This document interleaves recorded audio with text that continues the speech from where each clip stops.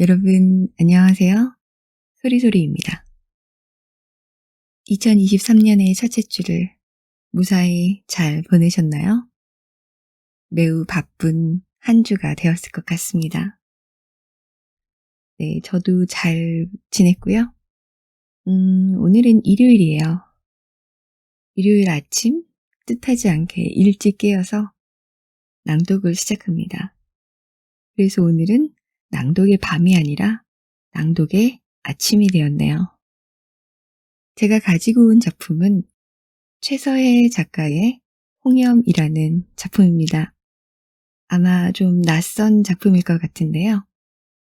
그 내용은, 그리고 그 소설의 주제는 매우 익숙하실 것 같습니다. 그럼 한번 같이 들어보실래요? 시작하겠습니다. 최서혜 작가의 홍염. 겨울은 이 가난한 백두산 서북편 서간도 한 귀퉁이에 있는 이 가난한 촌락 빼허에도 찾아들었다. 겨울이 찾아들면 조그만 강을 앞에 끼고 큰 산을 등진 빼허는 쓸쓸히 눈 속에 묻히어서 차디찬 좁은 하늘을 치어다보게 된다. 눈보라는 북극의 특색이다. 빼허의 겨울에도 그러한 특색이 있다. 이것이 빼허의 생명들을 괴롭게 하는 것이다. 오늘도 눈보라가 친다.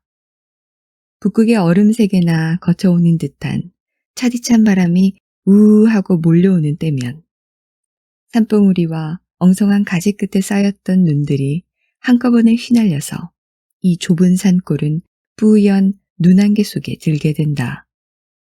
어떤 때는 강골 바람에 빙판에 덮였던 눈이 산봉우리로 불리게 된다. 이렇게 교대로 산봉우리의 눈이 들로 내리고 빙판의 눈이 산봉우리로 올리 달려서 서로 엇바뀌는 때면 그런 대로 관계치 않으나 한이와 강바람이 한꺼번에 불어서 강으로부터 올리닿는 눈과 봉우리로부터 내리닿는 눈이 서로 부딪히고 어우러지게 되면 눈보라와 바람 소리에 빼허의 좁은 골짜기는 터질 듯한 동요를 받는다. 등진 산과 앞으로 낀 강 사이에 개딱지처럼 끼어 있는 것이 이 빼허의 촌락이다. 통틀어서 5호밖에 되지 않는 집이 남아 밭을 따라서 이리저리 흩어져 있다. 모두 커다란 나무를 찍어다가 우물 정자로 틀을 짜 지은 집인데 여기 사람들은 이것을 귀틀집이라고 한다.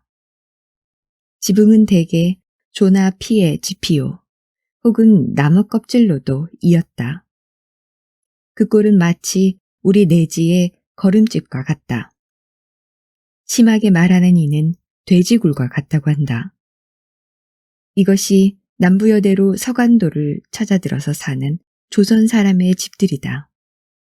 빼허의 집들은 그러한 좋은 표본이다.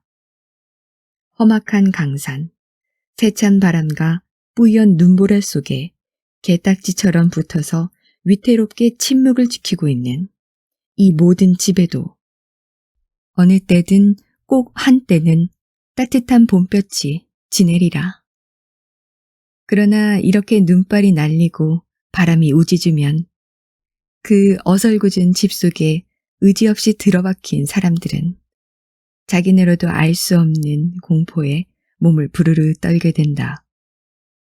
이렇게 몹시 춥고 두려운 날 아침에 문서방은 집을 나섰다.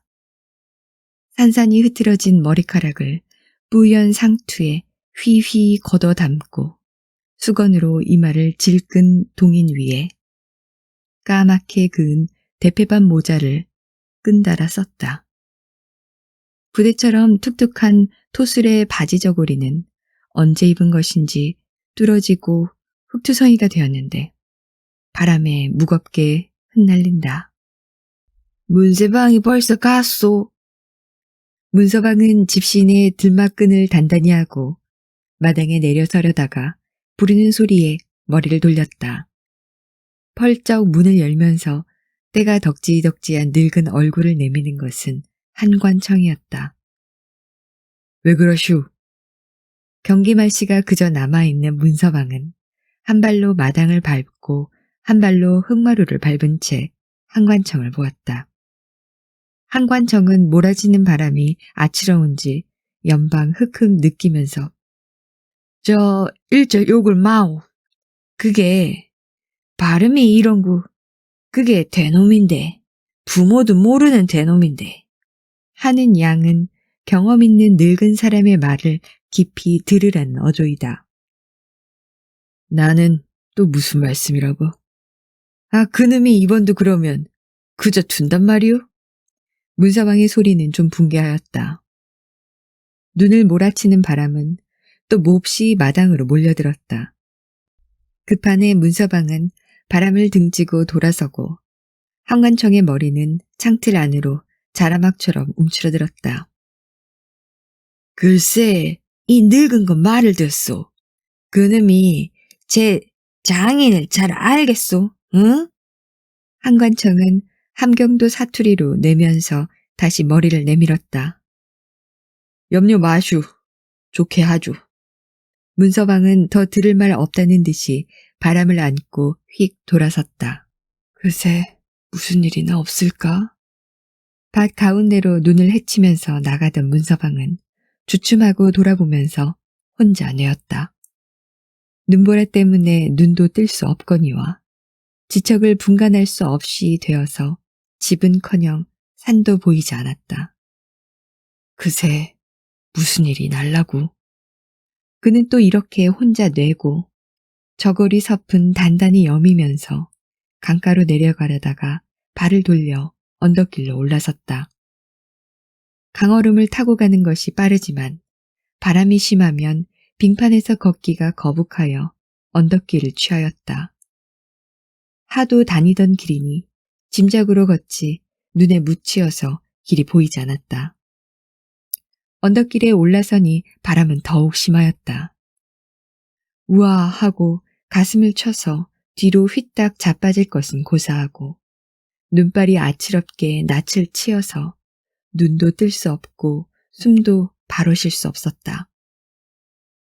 뻣뻣하여 가는 사지에 억지로 힘을 주어 가면서 이를 악물고 두 마루턱이나 넘어서 달리소 강에 이르니 가슴에서는 잔나비가 뛰노는 것 같고 등골에는 땀이 흘렀다. 그는 서리가 뿌연 수염을 씻으면서 빙판을 건넜다. 빙판에는 개가죽 모자, 개가죽 바지에 커다란 올레를 신은 중국 썰매꾼들이 기다란 채찍을 휘휘 두르면서 뚜어 뚜어 하고 말을 몰아간다. 저 조선거지 어디 가나? 중국 썰매꾼들은 문서방을 보면서 욕을 하였으나 문서방은 허둥허둥 빙판을 걸어서 높다란 바위 모퉁이를 지나 언덕에 올라섰다. 여기가 문서방이 목적하고 온 달리소라는 땅이다. 이 땅 주인은 인가라는 중국 사람인데 그 인가는 문서방의 사위다. 저편 밭 가운데 굵은 나무로 울타리를 한 것이 인가의 집이다. 그 밖으로 5, 6호나 되는 개딱지 같은 귀틀집은 소작제도 하나인 지팡살이를 하는 조선 사람들의 집이다. 문서방은 바위 모퉁이를 돌아 언덕에 오르니 산이 서북을 가리어서 바람이 좀 잠잠하여 좀 푸근한 느낌을 받았으나 점점 인가 사위의 기룡마루가 보이고 울타리가 보이고 그 좌우에 같은 조선 사람의 집이 보이니 스스로 다리가 움츠러지면서 걸음이 더디어졌다. 에이, 더러운 놈. 대놈에게 딸 팔아먹은 놈. 그것은 자기 스스로 한 일은 아니지만 어디선지 이런 소리가 귀청을 징징 치는 것 같은 동시에 개기름이 번지르하여 핏발이 오로란 눈을 흉악하게 굴리는 인가 사위의 꼴이 언뜻 눈앞에 떠올라서 그는 발끝을 돌릴까 하고 주저하였다. 그러다가도 여보, 용례가 왔소? 용례 좀 데려다 주구려. 하고 죽어가는 아내의 애원하던 소리가 귓가에 울려서 다시 앞을 향하였다. 어이, 문서뱅이, 또 딸 집을 찾아가 없느마? 머리를 수긋하고 걷던 문서방은 불의의 모욕이나 받은 듯이 어깨를 툭 떨어뜨리면서 머리를 들었다. 그것은 길 옆에서 돼지우리를 치던 지팡사리꾼 중에 한 사람이었다. 네? 아니. 문서방은 대답도 아니요, 변명도 아닌 이러한 말을 하고는 얼른 인가의 집으로 향하였다. 온 동리가 모두 나서서 자기의 뒤를 비웃는 듯해서 곁눈질도 못하였다. 여기는 서북이 가리어서 빼어처럼 바람이 심하지 않았다. 흐릿하나마 볕도 옅게 흘렀다. 여보, 저 인가가 또 오는구려. 가을볕이 쨍쨍한 마당에서 깨를 털던 아내는 남편 문서방을 보면서 근심스럽게 말하였다. 오면 어쩌누? 와도 하는 수 없지. 뒤죽간 앞에서 옥수수 껍질을 바르던 문서방은 기탄 없이 말하였다. 그 단련을 또 어찌 받겠소. 아내의 찌푸린 낯은 스스로 흐리었다. 참 대놈이란. 오랑캐, 여보, 여기 왔소. 문서방의 높은 소리를 주의시키던 아내는 뒤죽간 저편을 보면서 아, 오셨소? 하고 어색한 웃음을 웃었다. 왔소. 장구제 있소? 지주 인간은 어설픈 웃음을 지으면서 마당에 들어서다가 뒤죽간 앞에 앉은 문서방을 보더니 저기 있소. 하고 손가락을 하면서 그 앞에가 숙회처럼 쭈그리고 앉았다. 서천의 기운 태양은 인가의 이마에 번지르르 흘렀다. 어디 갔다 오슈? 문서방은 의연히 옥수수를 바르면서 하기 싫은 말처럼 힘없이 끄집어내었다. 문서방, 그래, 올해도 빚을 못 갚으겠소? 인간은 문서방 말과는 딴전을 치면서 담뱃대를 쌈지에 넣는다. 어제도 말했지만 글쎄 곡식이 안 된 걸 어떡하오. 안 돼. 곡식이 자르되고 모르되고 내가 뭐로. 오늘은 받아가지고야 가겠소. 인간은 담배를 피우면서 버티려던 수작인지 땅에 펑덩 들어앉았다. 내년에는 꼭 갚아드릴게. 올해만 참아주시오. 장구제도 알지만 흉년이 되어서 되지도 않은 곡식을 모두 드리면 우리는 어떻게 겨울을 나라고. 자, 내년에는 인가를 보면서 넋이 없는 웃음을 치는 문서방의 눈에는 애원하는 빛이 흘렀다. 아니대우. 안 돼. 모두 주. 우리도 많이 부족하오. 부족이 돼도 하는 수 없지. 글쎄 뻔히 보시면서 어떡하란 말이오. 어째 없소? 응? 니니 어째 없소? 말이 해. 쌀이디 소금이디 강냉이디. 응? 어째 없소? 인간은 낯빛이 거무라 푸르락해서 소리를 고래고래 질렀다. 문서방은 더 말이 나오지 않았다. 언제나 이 소작임 노릇을 면하여 볼까. 경기도에서도 소작인 생활 10년에 거죽만 먹다가 그것도 자유롭지 못하여 남부여대로 딸 하나 앞세우고 이 서간도로 찾아들었더니 여기서도 그네를 받아주는 것은 지팡살이었다. 이름만 달랐지 역시 소작인이다.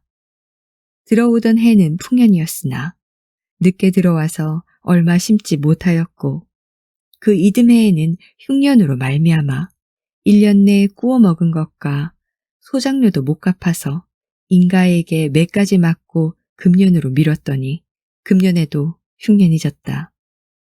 다른 사람들도 빚을 지지 않은 바가 아니로되 유독 문서방을 조르는 것은 음흉한 인가의 가슴 속에 금년 17살을 먹은 문서방의 용례가 걸린 까닭이다. 문서방은 벌써 그 눈치를 알아채었으나 차마 양심이 허락하지 않았다. 인가의 욕심만 채우면 밭 1000평이나 단단히 생겨 한평생 기탄 없을 것도 모르는 바는 아니지만 무남 동녀로 고이 기른 딸을 되놈에게 죽이는 머리에 벼락이 내릴 것 같아서 죽으면 그저 굶어 죽었지 차마 할 수 없었다. 그는 그런 것 저런 것 생각할 때마다 도리어 쪼들려도 나서 자란 자기 고향에서 쪼들리던 옛날이 3년 전의 그 옛날이 그리웠다. 그러나 그것도 한 꿈이었다. 그 꿈이 실현되기에는 그네의 경제적인 기초가 너무나도 없었다. 빈 마음만 흐르는 구름에 붙여서 내지로 보낼 뿐이었다. 어째 대답이 없어? 어?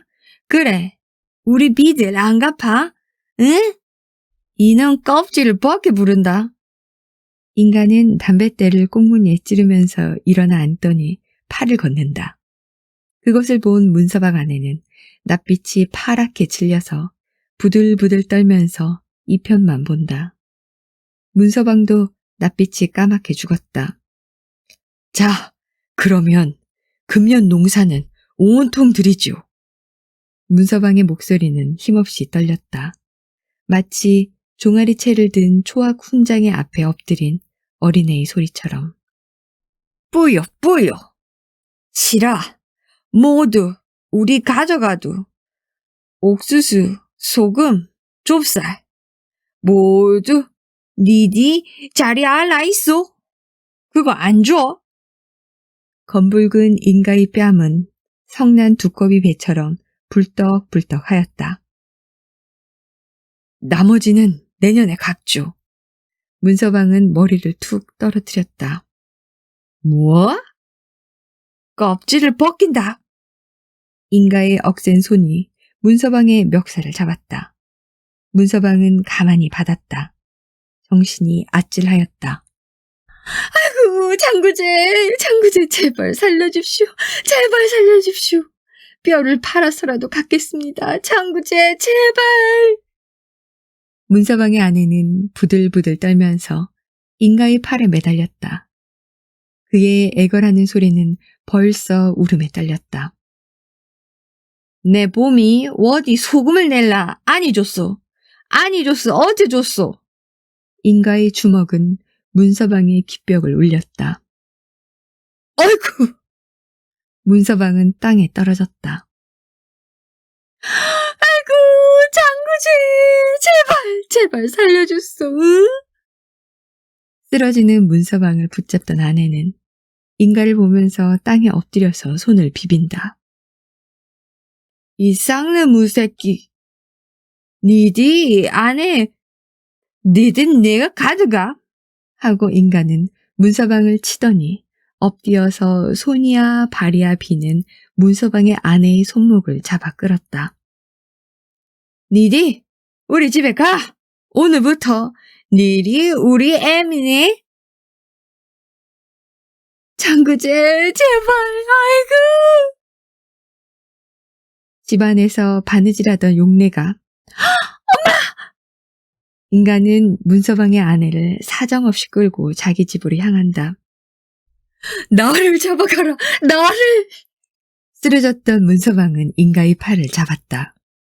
인가의 발길은 문서방의 불두덩으로 들어갔다. 문서방은 거꾸러졌다. 아이고 어머니 왜 우리 어머니를 잡아가요? 응? 용례는 어머니의 팔목을 잡은 중국인의 손을 물어뜯었다. 용례를 본 인간은 문서방의 아내는 놓고 문서방의 딸 용례를 잡았다. 야, 이 개새끼야. 이건 나라. 어? 아이고 아버지, 엄마. 억센 장정 인가에게 티끌같이 연연한 처녀는 몸부림을 하면서 발악을 하였다. 용례야, 우리 용례야. 너를 이 땅에 데리고 와서 저 개같은 놈에게 문서방의 내외는 허둥지둥 달려갔다. 낯빛이 파랗게 질린 흰옷 입은 사람들은 쭉 나와서 섰건만은 모두 시체같이 서 있을 뿐이었다. 옆편네 몇몇은 치맛자락으로 눈물을 씻었다. 의연히 제 걸음을 재촉하는 볕은 서산에 뉘엿뉘엿하였다. 앞강으로 올라오는 찬바람은 스르르 스쳐가는데 석양에 돌아가는 까마귀 울음은 의지 없는 사람의 넋을 호소하는 듯 처량하였다. 에구 용래야, 부모를 잘못 만나서 네 몸을 망치는구나. 에구 이놈의 돈이 우리를 죽이는구나. 문서방 내외는 그 밤을 인가의 집 울타리 밖에서 새었다. 누구 하나 들여다보지 않는데 집에서 내놓은 개들은 두 내외를 잡아먹을 듯이 짖으며 덤벼들었다. 이리하여 용래는 영영 인가의 손에 들어갔다. 며칠 후에 인가는 지금 문서방이 있는 빼허에 땅날가리나 있는 것을 문서방에게 주어서 그리로 이사시켰다.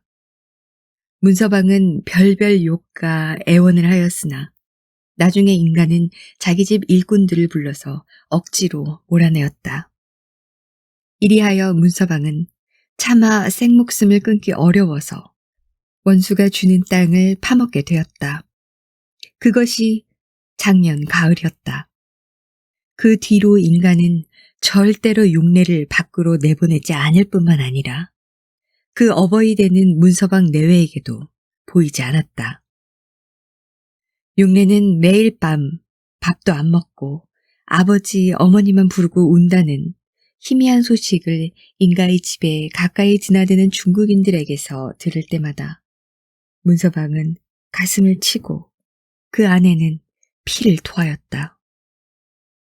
이리하여 문서방의 아내는 늦은 여름부터 아주 병석에 드러누웠다. 그는 병석에서 매일 용례만 부르고 용례만 보여달라고 졸랐다. 그래서 문서방은 벌써 3번인가 인가를 찾아가서 말했으나 효과가 없었다. 이번까지 가면 4번째다. 이번은 어떻게 성사가 될는지. 간도에 있는 중국인들은 조선 여자를 빼앗아 가든지 좋게 사가더라도 밖에 내보내지도 않고 그 부모에게까지 흔히 면회를 거절한다. 중국인들은 의심이 많아서 그런다고 들었다. 문서방은 울긋불긋한 채필로 관운장과 장비를 무섭게 그려붙인 집 대문 앞에 섰다. 문 밖에서 뼈다귀를 핥던 얼룩개 한 마리가 웡웡 짖으면서 달려들더니 이 구석 저 구석에서 개무리가 우웅하고 덤벼들었다.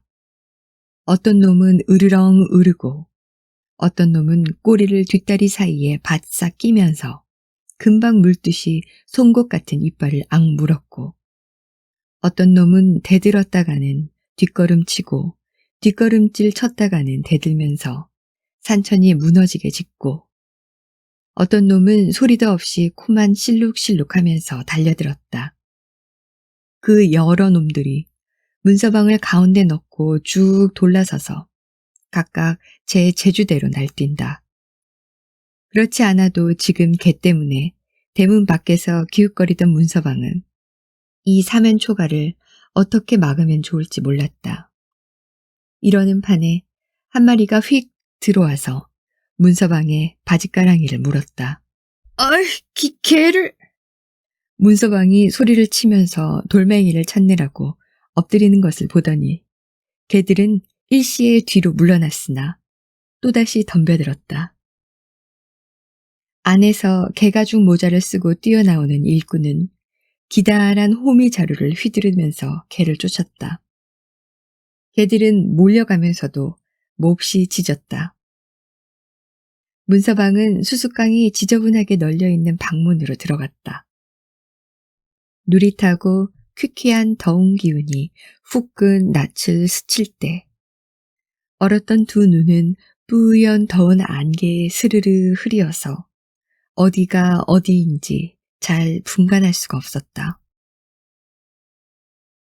문영감 오셨소? 구들에서 짓거리는 중국인들 중에서 누군지 첫인사를 붙였다. 장구제 있소? 문서방은 어색한 웃음을 지었다. 얼었던 몸은 차차 녹고 흐리었던 눈앞도 점점 밝아졌다. 구들로 올라오시오. 구들 위에서 나는 틱틱한 소리는 인가였다. 그는 일꾼들과 무슨 의논을 하는 판인가. 짓거리던 일꾼들은 고요히 앉아서 담배를 피우면서 호기심에 번뜩이는 눈을 인가와 문서방에게 보내었다.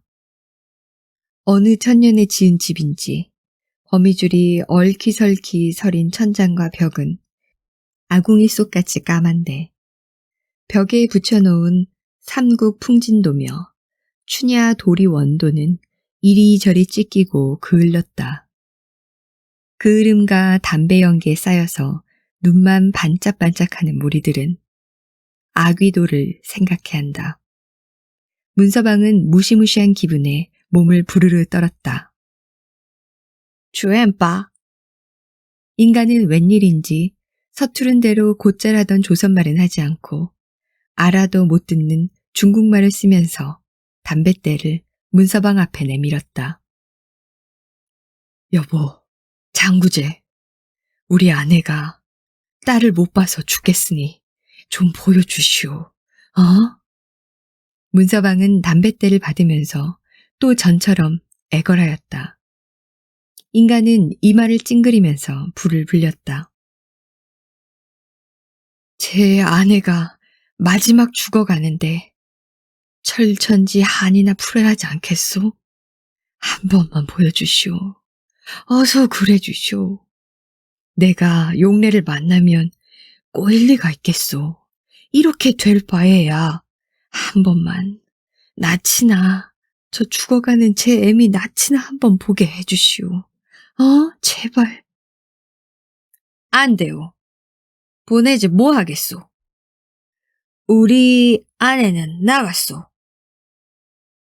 배짱을 부리는 인가의 모양은 마치 전당포 주인과 같은 점이 있었다. 문서방의 가슴은 죄였다. 아쉽고 안타깝고 슬픔이 어우러지더니 분한 생각이 났다. 부뚜막에 놓은 낯을 들어서 인가의 배를 확 그어놓고 싶었으나 아직도 행여나 하는 바람과 삶에 대한 애착심이 그 분을 제어하였다. 그러지 말고 제발 보여줘. 그러면 내 아내를 데리고 올까? 아니, 바람을 쏘여서는 죽어도 원이나 끄고 줄게. 내가 데리고 올게. 남만 슬쩍 보여주시오. 응? 20년 가까이 손끝에서 자기 힘으로 기른 자기 딸을 억지로 빼앗긴 것도 원통한데 그나마 자유로 볼 수도 없이 되는 것을 생각하니 더구나 그 우악한 인가에게 가슴과 배를 사정없이 눌리는 연연한 딸의 버둥거리는 그림자가 눈앞에 언뜩하여 가슴이 꽉 막히고 사지가 부르르 떨리면서 주먹이 쥐어졌다.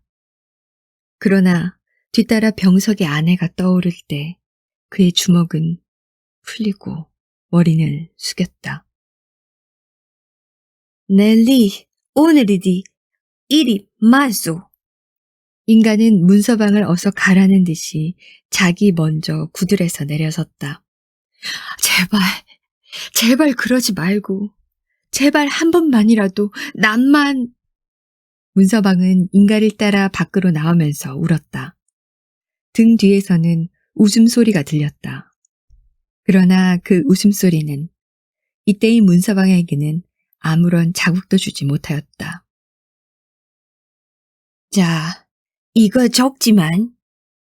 마당에 한참이나 서서 무엇을 생각하던 인간은 100조짜리 관채 석장을 문서방의 손에 쥐었다. 문서방은 받지 않으려고 했다. 더러운 놈의 더러운 돈을 받지 않으려 하였다. 그러나 지금 부쳐먹는 밭도 인가의 밭이다.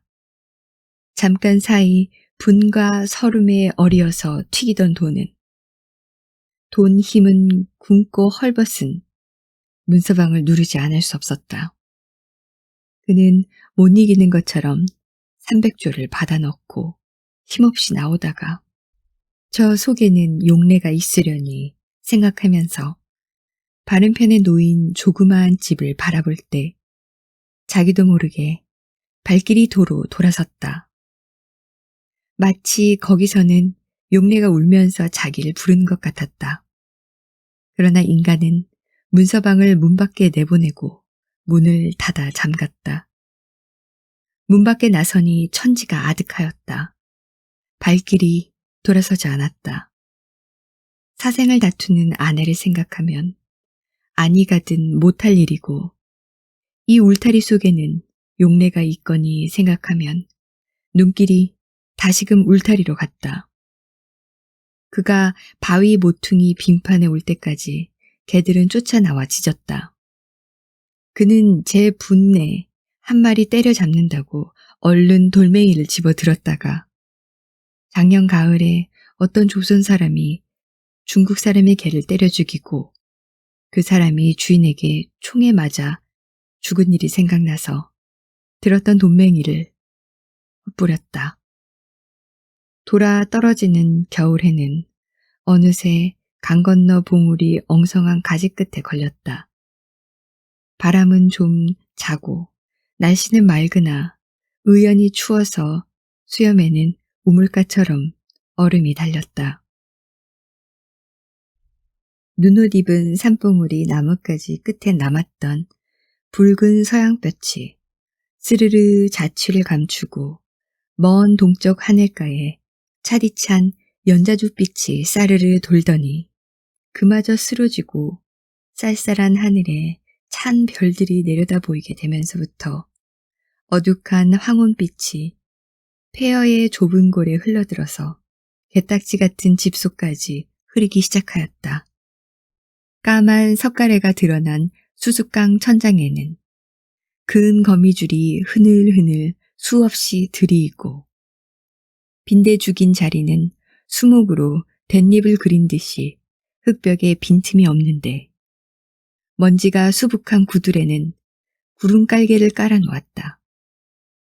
가마 저편 바닥에는 장작개비가 흩어져 있고 아궁이에는 뻘건 불이 훨훨 붙는다. 뜨끈뜨끈한 부뚜막에는 문서방의 아내가 누더기 이불에 쌓여 누웠고 문 밖과 윗목에는 이웃집 사람들이 모여 앉았는데 지금 막 달리소 인가의 집에서 돌아온 문서방은 신음하는 아내의 가슴에 손을 얹고 앉았다. 등장거리에 켜놓은 등불은 환하게 이 실내의 모든 사람을 비췄다. 용례야, 용례야, 용례야. 고요히 누웠던 문서방의 아내는 마지막 소리를 좀 크게 질렀다. 문서방은 아내의 가슴을 지그시 눌렀다. 에그, 우리 용례를 데려다 죽으려. 그는 눈을 번쩍 뜨면서 몸을 흔들었다. 여보, 왜 이러우? 용례가 지금 와요. 금방 올걸. 어린애를 어르듯 하면서 땀내가 깨져분한 아내의 얼굴을 내려다보는 문서방의 눈은 흐렸다. 에구, 몹쓸 놈들. 에휴, 몹쓸 놈들. 저런 거를 모른 채 하나. 윗목에 앉은 늙은 부인은 함경도 사투리로 구슬피 내었다. 허, 그러게 대놈이라지. 그놈들께 일년이 있어. 문 앞에 앉았던 한 관청은 받아쳤다. 용례야, 용례야. 저기 용례가 와요.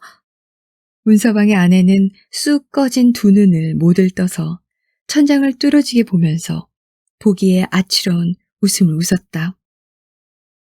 어디? 아직은 안 와. 여보, 왜 이러우, 응? 문서방의 목소리는 떨렸다. 저기 용례. 그는 눈을 더 크게 뜨고 뒷밤의 근육을 경련적으로 움직이면서 번쩍 일어났다. 문서방은 아내의 허리를 안았다. 그는 또 정신에 착오를 일으켰는지 창밖을 바라보고 뛰어나가려고 하면서 용내야, 용내, 저기 용내가 있네. 어디 가니? 고함을 치고 눈물 없는 울음을 우는 그의 눈에서는 파란 불빛이 번쩍하였다. 좌중은 모진 짐승의 앞에 앉은 듯이 모두 숨을 죽이고 손을 틀었다. 문서방은 전신에 힘을 내어서 아내의 허리를 안았다.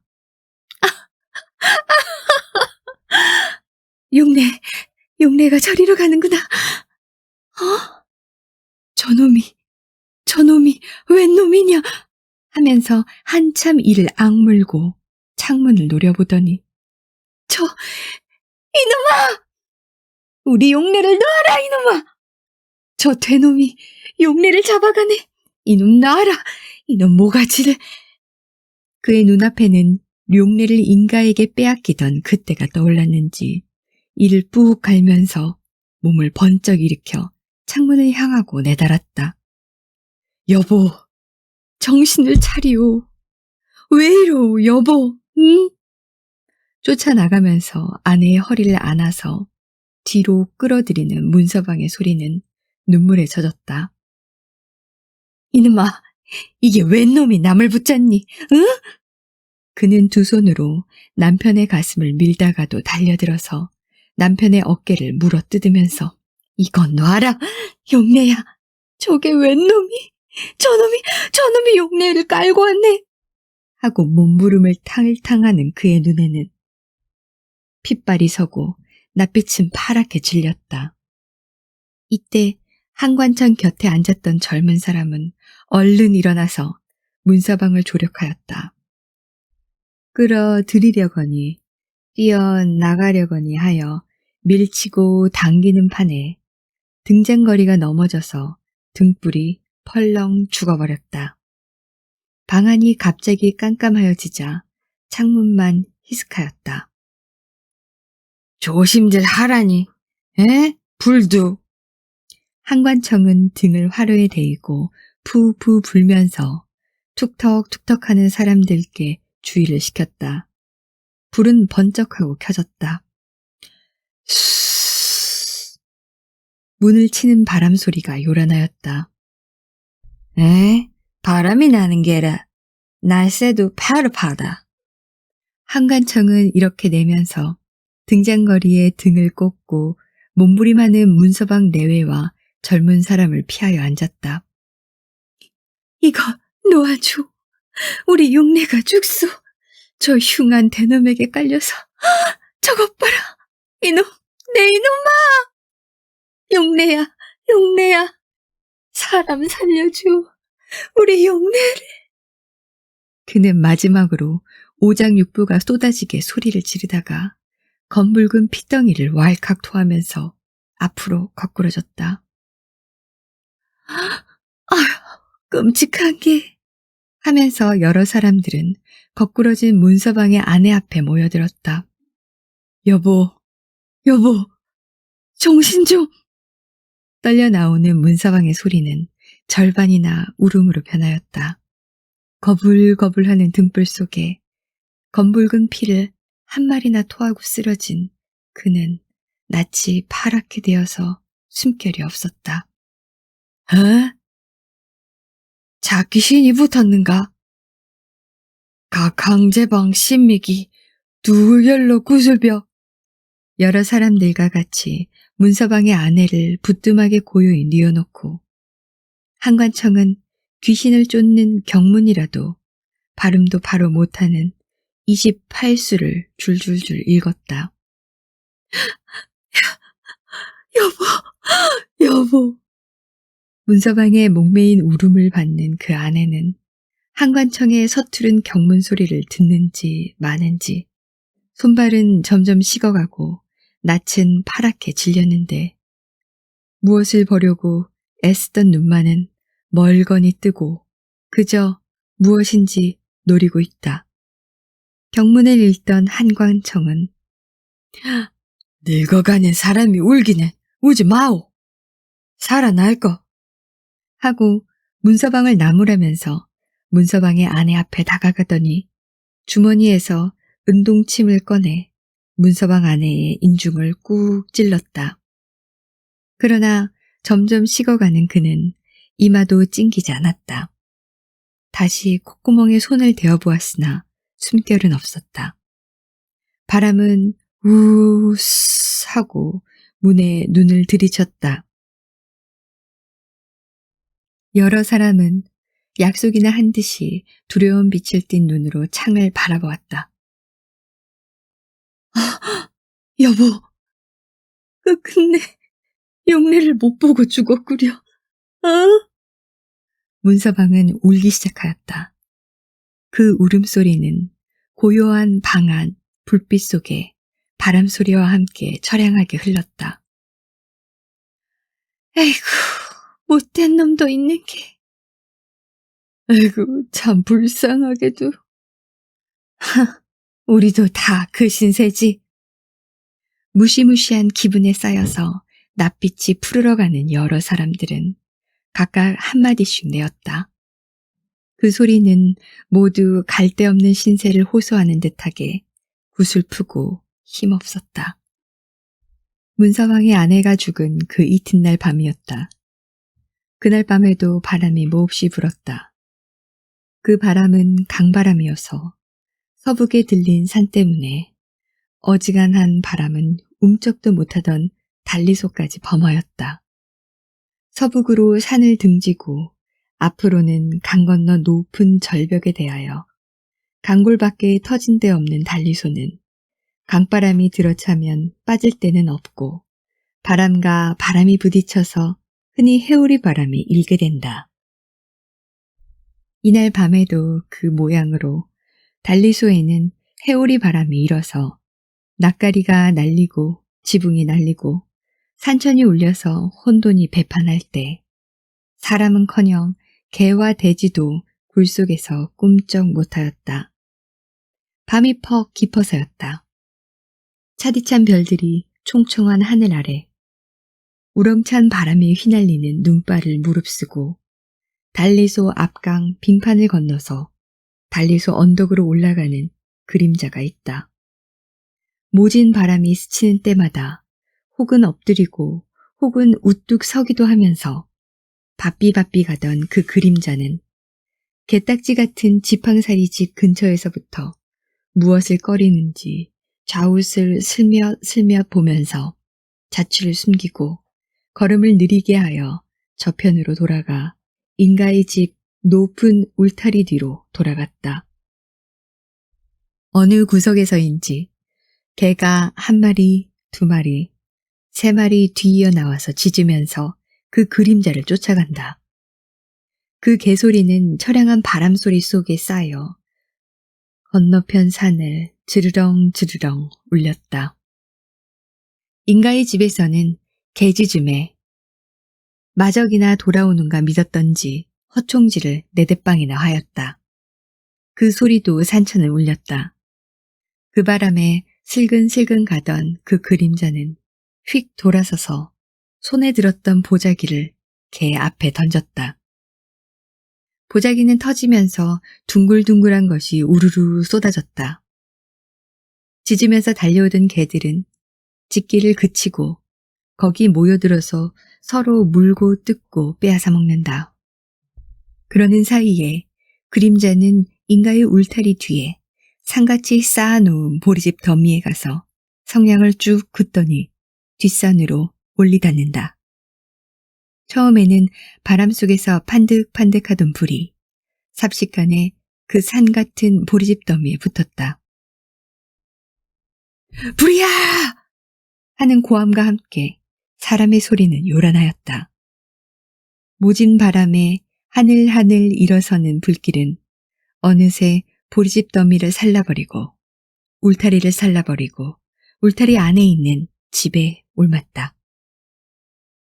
동풍이 몹시 이는 때면 불기둥은 서편으로, 서풍이 몹시 부는 때면 불기둥은 동풍으로 쏠려서 모진 소리를 치고 검은 연기를 뿜다가도 동서풍이 어울치면 추경의 붉은 혓발은 하늘하늘 염염이 타올라서 차디찬 별을 녹아내릴 것 같이 검은 연기는 하늘을 덮고 붉은 빛은 깜깜하던 골짜기에 차 흘러서 어둠을 기회로 모아들었던 온갖 요괴를 몰아내는 것 같다. 불을 질러놓고 뒷숲 속에 앉아서 내려다보는 그 그림자. 딸과 아내를 잃은 문서방은 시원스럽게 웃고 가슴을 만지면서 한 손으로 꽁무니에 찼던 도끼를 만져보았다. 일동리 사람들과 인가의 집 일꾼들은 불 붙는데 모여들었으나 모두 어쩔 줄을 모르고 떠들고 덤비면서 달려가고 달려올 뿐이었다. 그러는 사이에 울타리는 물론 울타리 속에 엉큼이 서 있던 큰 집 두 채도 반이나 타서 쓰러졌다. 이런 불 속으로부터 여러 사람이 오고 가는 밭 가운데로 튀어나가는 두 그림자가 있었다. 하나는 커다란 장정이요. 하나는 작은 여자다. 뒷산 숲에서 이것을 본 문서방은 그 두 그림자를 향하여 내리뛰었다. 그는 천방지방 내리뛰었다. 독살이 잔뜩 올라서 불빛에 번쩍이는 그의 눈에는 이 두 그림자밖에는 아무것도 보이지 않았다. 문서방이 여러 사람을 해치고 두 그림자 앞에 가 섰을 때 앞에 섰던 장정의 그림자는 땅에 거꾸러졌다. 그때는 벌써 문서방의 손에 쥐었던 도끼가 장정인가의 머리에 박혔다. 도끼를 놓은 문서방의 품에는 어린 여자의 그림자가 안겼다. 그 바람에 모여섰던 사람들은 혹은 허둥지둥 뛰어버리고 혹은 뒤로 자빠져서 부르르 떨었다. 용례도 거꾸러지는 것을 안았다. 용례야, 놀라지 마라. 나다. 아버지다. 용례야. 문서방은 딸을 품에 안으니 이때까지 악만 찼던 가슴이 스르르 풀리면서 독살이 올랐던 눈에서 뜨거운 눈물이 떨어졌다. 이렇게 슬픈 중에도 그의 마음은 기쁘고 시원하였다. 하늘과 땅을 주어도 그 기쁨은 바꿀 것 같지 않았다. 그 기쁨은 딸을 아는 기쁨만이 아니었다. 작다고 믿었던 자기의 힘이 철통 같은 성벽을 무너뜨리고 자기의 요구를 채울 때 사람은 무한한 기쁨과 충동을 받는다. 그 붉은 불길은 의연히 모든 것을 태워버릴 것만큼 하늘하늘 올랐다. 네, 이렇게 일요일 아침에 낭독을 마쳤습니다. 그런데 생각보다 되게 대사가 많았고요. 그리고 중국어, 함경도 사투리 이런 많은 도전이 있었습니다. 그래서 좀 어색한 연기가 되지 않았나 싶었지만 그래도 일요일 아침에 뿌듯한 낭독을 해서 기쁩니다. 그럼 다음에 다른 낭독으로 다시 뵙겠습니다. 들어주셔서 감사합니다.